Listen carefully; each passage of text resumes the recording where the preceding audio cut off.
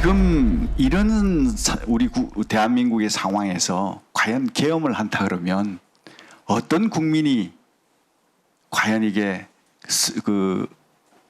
용납을 하겠습니까? 그리고 우리 군에도 따르겠습니까? 저는 안 따를 것 같아요, 솔직히.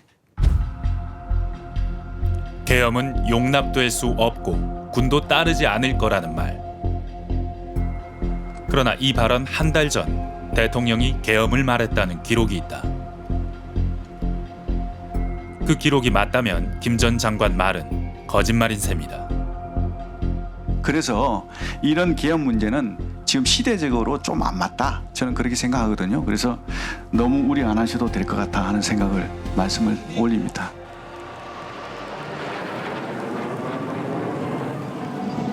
그리고 한 달 뒤 국군의 날. 문건에서 대통령은 시가 행진을 마친 뒤 김 전 장관 등에게 시국, 언론, 좌익 세력 이야기와 함께 다시 한번 비상대권을 언급한다. 계엄이 일상처럼 논의됐다는 이 문서.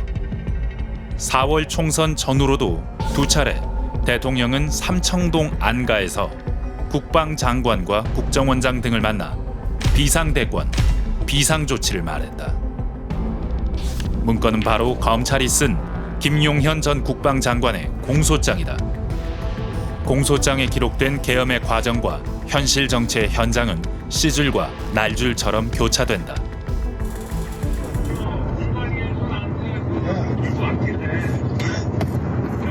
김영선이 경선때도 열심히 뛰었으니까 너는 김영선이 좀 해줘라 그랬는데 거기가 많이 왔네. 녹취가 공개되자 비선 실세 의혹은 대통령 부부가 연루된 공천 개입 의혹으로 전환된다. 보름 뒤 명태균은 구속되고 곧이어 김건희 여사 특검법이 통과된다. 이 다음 날 대통령은 정말 나라가 이래서야 되겠느냐, 특단의 대책이 필요하겠다, 국회가 패약질을 하고 있다며 비상대책 필요성을 주장했다. 공소장은 김 전 장관이 준비 절차에 착수해 계엄에 필요한 3개의 서류 초안을 직접 작성했다고 밝혔다. 2017년 탄핵 당시 작성된 계엄령 문건 등을 참고했다고 했다. 그 사이 정치 일정은 숨가쁘게 이어진다. 일본 사도광산 추도식 불참, 김건희 여사 특검법 거부권, 국회 예결위 감액 예산안 일방 처리. 공소장은 이후 대통령이 김 전 장관을 만나 어떻게 해야 할지 모르겠다, 비상대권을 써야 난국을 해결할 수 있다 말했다고 기록한다. 이튿날 대통령은 다시 22건의 탄핵, 예산 삭감 등을 패악질이라 언급하며 분노했다.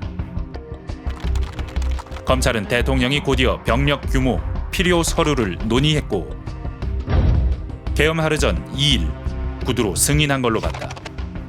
그동안 특전사는 특수부대 투입을 준비하고 정보사는 점집을 차린 전직 사령관과 함께 선관위 체포작전 등을 모의했으며 방첩사는 오물풍선을 이유로 음주 자제, 통신 대기를 지시하고 경찰은 국회 전체 일선 봉쇄를, 수방사는 각 건물 2선 봉쇄를 준비하는 등 계엄이 치밀하게 준비됐다는 게 검찰이 그린 큰 그림이다.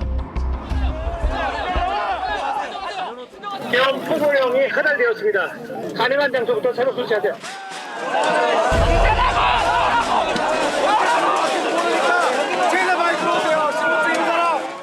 계엄 당일 검찰은 대통령이 경찰청장에 수차례 직접 전화해 의원들을 체포하라 지시했다고 했다.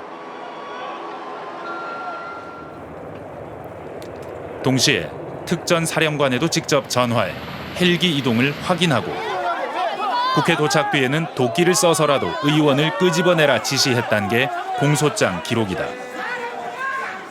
이제 벌써 들어갔어요. 창문 깨고 들어갔어요. 수방사령관에도 수차례 직접 전화해 4인 1조 활동이나 발포, 국회 의결 뒤에도 작전하라는 지시를 연이어 했다고 기록돼 있다. 특정 인물 체포 임무를 맡은 방첩사. 검찰은 국회 해제 요구안 가결이 임박하자 대통령 등이 우선 이재명, 우원식, 한동훈 3인을 체포하라는 지시를 내렸다고 했다. 공소장은 이렇게 분명한 목적을 가진 최종 지휘자를 가리킨다.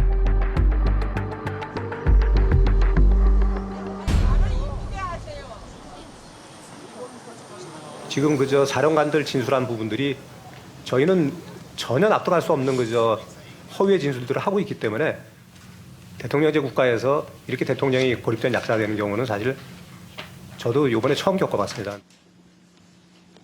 대통령의 변호인단은 검찰 공소장 속 대통령의 행위가 허위라고 일축한다. 계엄의 의미는 이렇게 축소한다. 사실은 뭐 결과적으로 아무것도 발생한 것이 없는데 이런 뭐 국민들이 볼 땐 장난 같은 그런 계엄이 왜 일어났는지. 장난 같은 그런 계엄. 공소장에 따르면 분명한 목적 아래 준비, 실행됐는데 왜 실패한 걸까? 다시 공소장으로 들어가 찾아봤다. 수방사 병력은 출입 통제와 봉쇄 지시를 받았지만 시민들이 차량을 가로막아 실패한다. 특전사는 후문을 봉쇄하려다 국회 경비 인력에 부딪혀 포기하고 의사당 정문으로 향하지만 또 시민 저항에 부딪힌다. 검찰은 이때 특전사령관이 공포탄과 테이저건 사용을 건의했다고 기록했다. 다급한 대통령 등은 이재명, 우원식, 한동훈 우선 체포 지시를 내렸지만 체포조는 시민에 가로막혀 국회에 진입조차 못한다.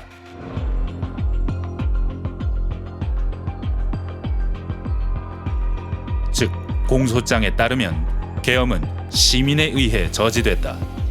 저항이 강력해 실패했다. 공소장은 영상과 통신 기록으로 뒷받침되는 치밀한 기록이지만 일방적인 기록이기도 하다.